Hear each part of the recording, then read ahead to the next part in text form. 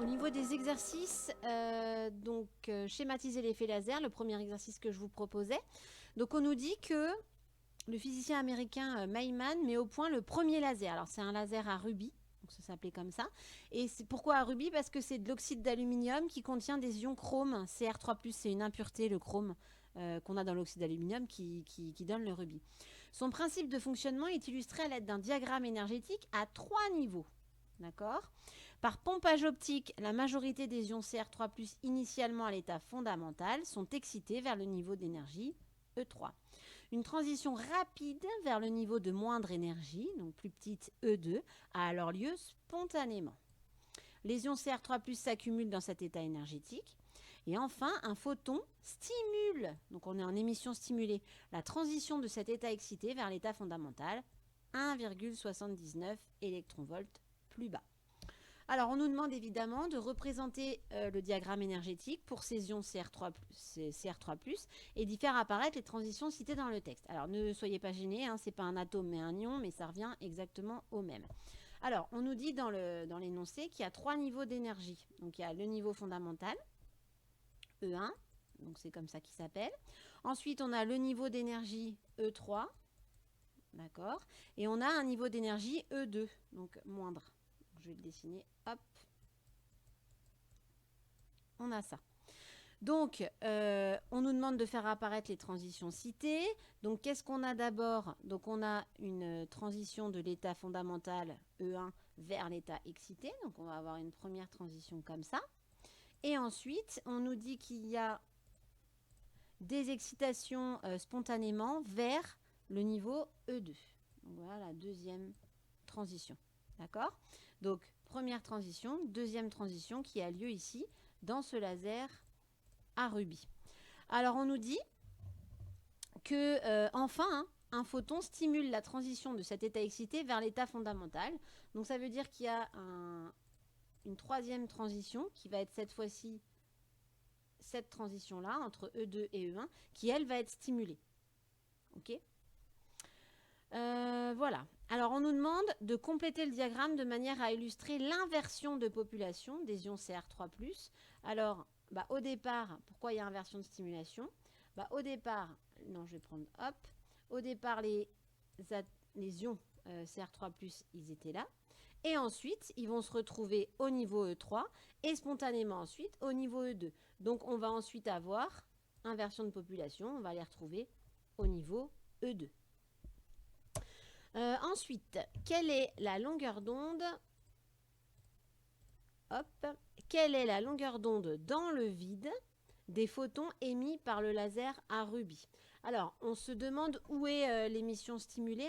L'émission stimulée, c'est la verte. C'est la transition que j'ai dessinée en vert ici. C'est-à-dire qu'on a un photon qui arrive, hop, hop, hop, hop, hop, les ions sont au niveau E2. Le photon qui arrive va provoquer la désexcitation jusqu'au niveau E1. Et donc, on aura émission de 2 photons de même direction, de même caractéristique. Donc, c'est cette transition-là entre E2 et E1 qui est la transition correspondant à l'émission stimulée. Donc, nous, ce qu'on veut, c'est la longueur d'onde du rayonnement émis lors de cette émission stimulée. Donc, on veut lambda pour passer de l'état 2 à l'état 1. Alors, on connaît la relation de Planck-Einstein.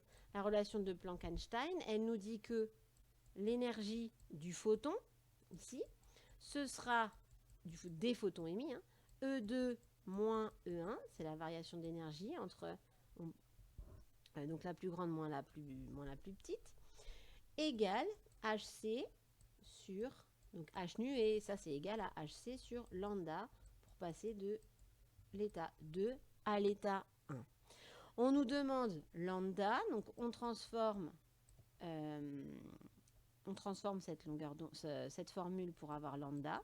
Donc ça nous fait lambda de l'état 2 vers l'état 1 égale HC sur E2 moins E1.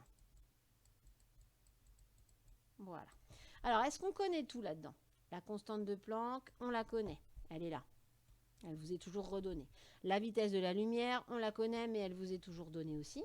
Et c'est quoi E2 moins E1? On nous dit, il faut bien lire l'énoncé, On nous dit que la dernière transition, elle va de l'état excité, donc E2, à l'état fondamental E1, 1,79 électronvolts plus bas. Donc ça veut dire que E2 moins E1, c'est égal à 1,79 électronvolts. Alors on est en électronvolts et pas en joules, donc attention, puisque dans la relation de Planck-Einstein, l'énergie doit être en joules. Donc si on fait l'application numérique, on arrive à lambda pour passer de 2 à 1 égale, attention les yeux, 6,63 10 puissance moins 34 fois la vitesse de la lumière, 3,00 10 puissance 8, et on divise par E2 moins E1, c'est 1,79 électronvolts, mais 1 électronvolt, c'est 1,70 moins 19 joules. Donc pour avoir des joules, je multiplie par 1,60 10 moins 19. Alors, si vous faites ce calcul sur votre calculatrice, vous arrivez à 6,95, on garde 3 chiffres, 10 puissance moins 7 mètres. Ce qui nous donne 695 10 moins 9 mètres. Ce qui nous donne 695 nanomètres. D'accord ? On nous demande dans quel domaine du spectre électromagnétique se situe-t-elle. C'est évidemment la lumière visible et c'est même rouge. D'accord ? Donc c'est de la lumière visible rouge. Donc ce laser aurait émis une lumière rouge, comme celui qu'on connaît, mais ce n'est pas le même. Un laser à rubis, le rubis rouge, on peut s'en souvenir. Ça nous donnerait, grâce à cette transition, une lumière rouge. On termine avec un laser de ce type de puissance 20 kW émet des impulsions brèves de durée ΔT égale 0,5 millisecondes. On nous demande de calculer l'énergie émise lors de cette impulsion, donc l'énergie en joules. Alors, je vous avais rappelé dans le chapitre précédent la relation très importante à connaître entre l'énergie et la puissance. C'est l'énergie égale P fois ΔT. Donc ça, c'est la puissance. C'était pour un appareil, mais ici, ce sera le laser, donc la puissance du laser, fois la durée d'utilisation. Donc ici, la puissance, c'est 20 kW, donc 20 10 puissance 3 watts. ΔT, c'est 0,5 millisecondes, donc 0,5 fois 10 puissance moins 3. Alors, qu'est-ce qui se passe? 10 puissance 3 fois 10 puissance moins 3, ça s'en va. Donc, il nous reste 20 fois 0,5. 20 fois 0,5, c'est la même chose que 20 divisé par 2. On arrive à 10 joules. 10 joules seulement. On devrait même garder qu'un seul chiffre à cause du 5 là, du 0,5 millisecondes. Donc, ce serait 1 10 puissance 1 joule, si on voulait être cohérent. Donc, voilà pour la puissance de ce premier laser qui a été inventé donc en 1960. Ça fait déjà un petit moment.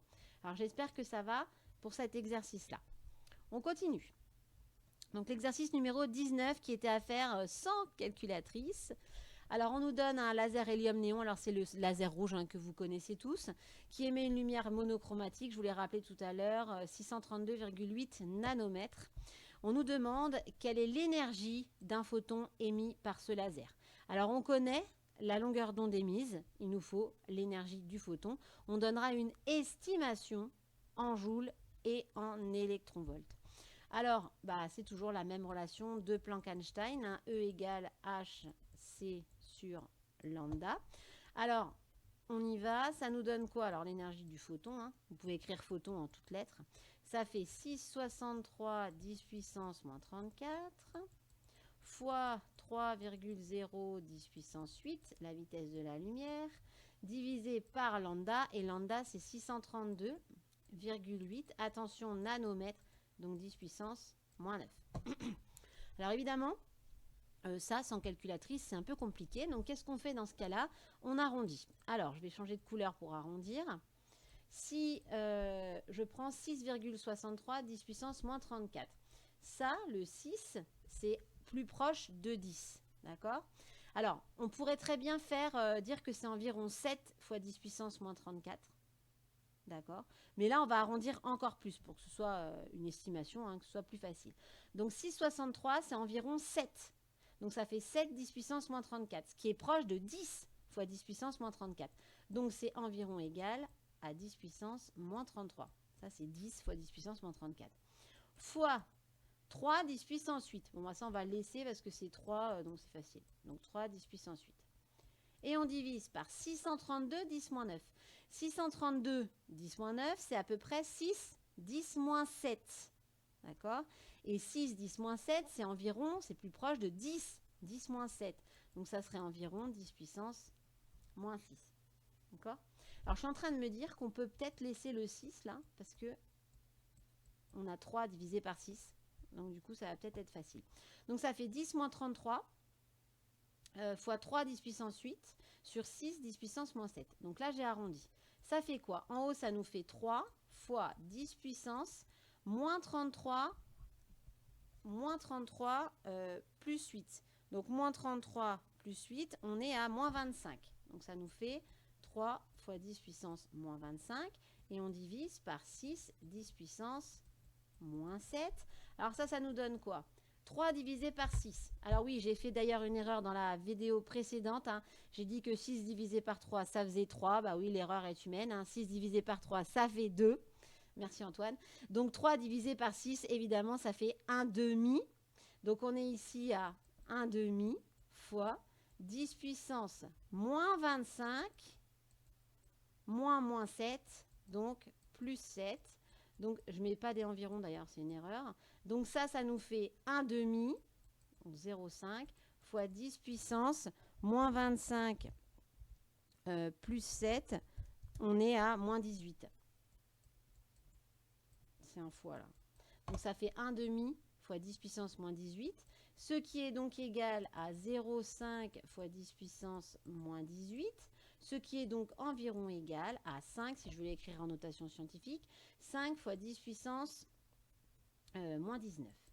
Et je suis en quoi? Je suis en joules. Et voilà. Donc ça veut dire qu'ici, l'énergie du photon, elle vaut environ 5 10 puissance moins 19. Ok?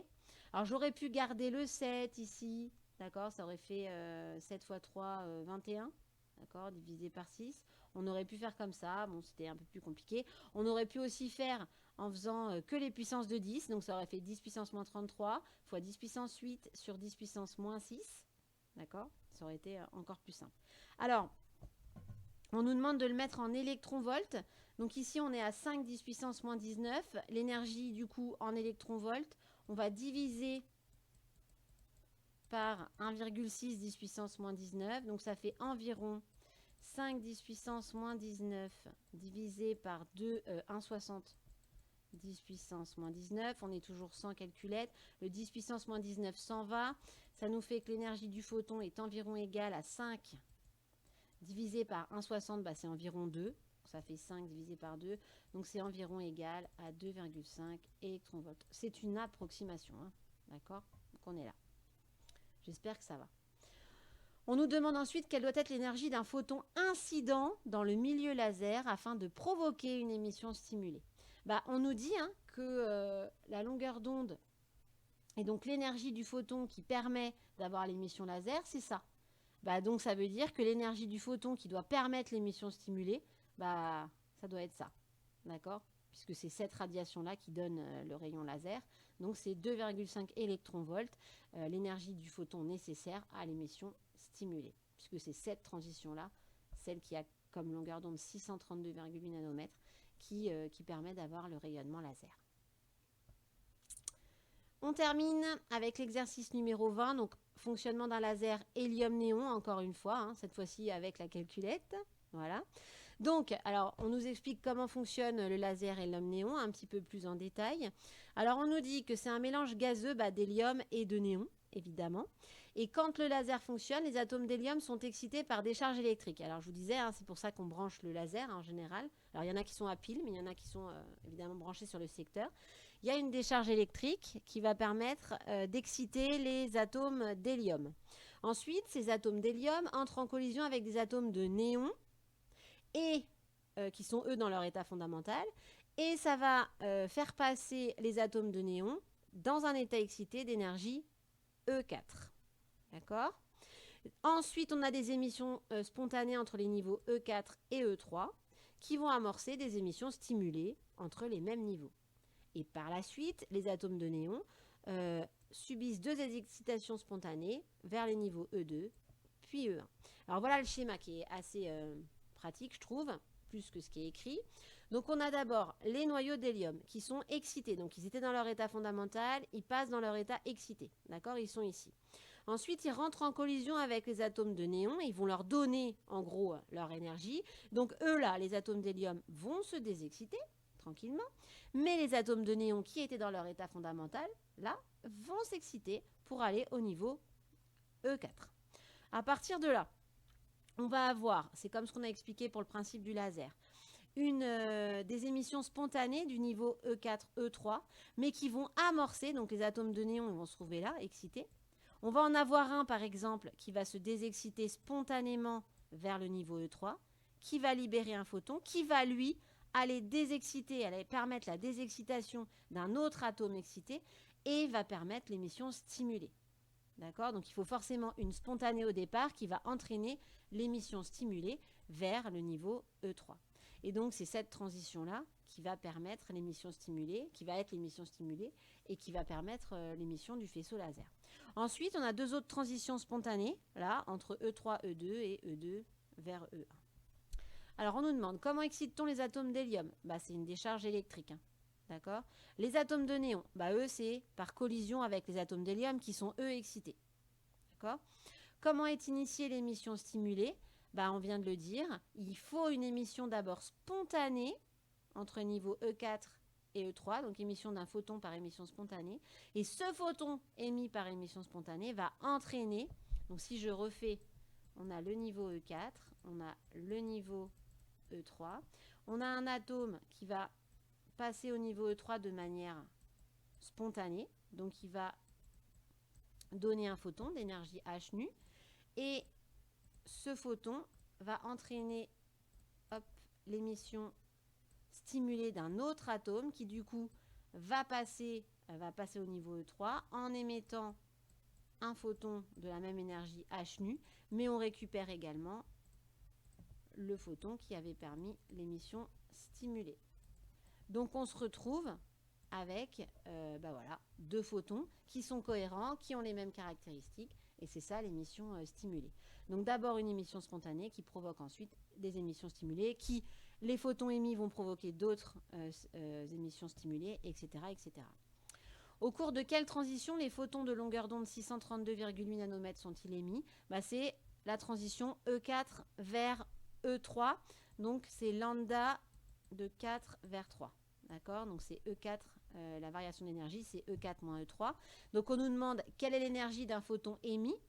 Ce sera l'énergie du photon correspondant à cette transition-là. Donc ce sera E4 moins E3.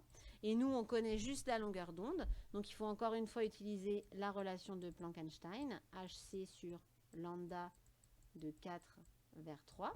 Alors qu'est-ce que ça nous donne? Donc ça nous donne 6, 63, 10 puissance moins 34, la constante de Planck, fois 3, 10 puissance 8 mètres par seconde, sur lambda à mètre en mètre, 632,8, 10 puissance moins 9. Alors on arrive à une énergie en joules de 3, 10 puissance moins 19 joules environ. Voilà, 3, 10 puissance moins 19. Non, je dis des bêtises. C'est 3,14, pardon. Il me faut 3 chiffres significatifs. 3,14, 10 puissance moins 19 joules. Donc en joules. Si on passe en électronvolts, donc si vous divisez 3,14 par 1,60, c'est environ égal à 1,96 électronvolts. Faites-le sur votre calculatrice. On arrive à ça. Voilà, pour l'énergie du photon, c'est-à-dire E4 moins E3. On nous demande d'en déduire l'énergie du niveau E3. Alors nous, on sait que E4 moins E3, ça fait, je vais le faire en électronvolts, c'est plus facile à manipuler, 1,96 électronvolts, d'accord? Est-ce qu'on connaît, nous on veut E3, pardon, donc il faudrait connaître E4, est-ce qu'on le connaît? Eh bien oui, on sait que c'est 20,66 électronvolts.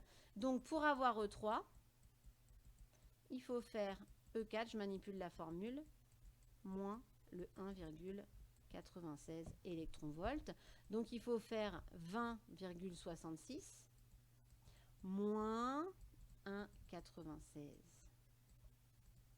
Alors 20,66 moins 1,96, ça fait 18,70 électronvolts.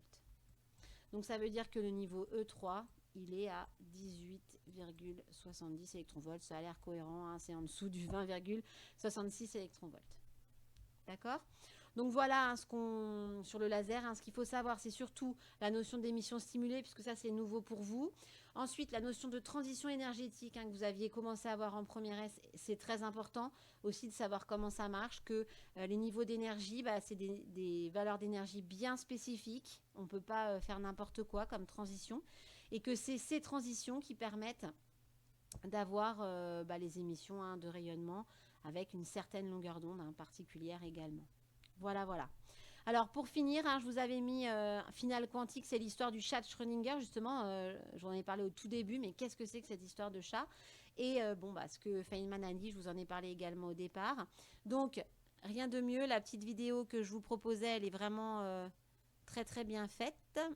Donc on y va.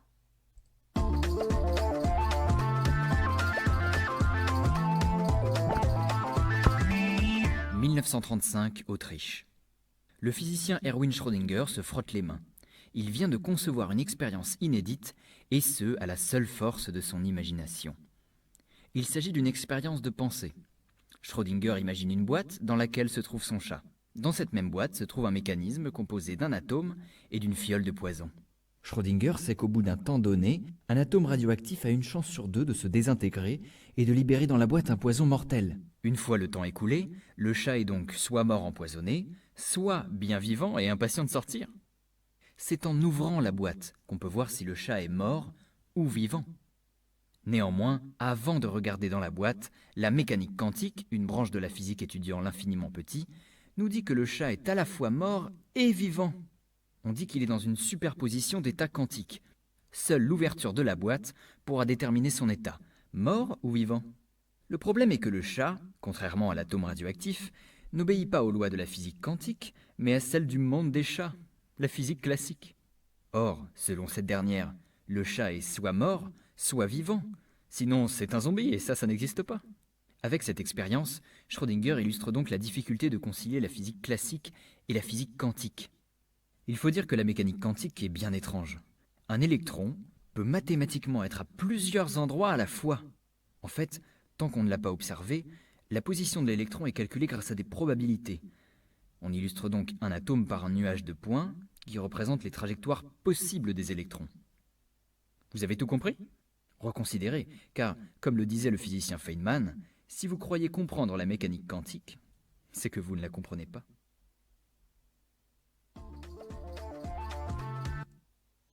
Alors c'est un joli mot de la fin. Donc voilà pour la physique quantique. Bon courage à tous!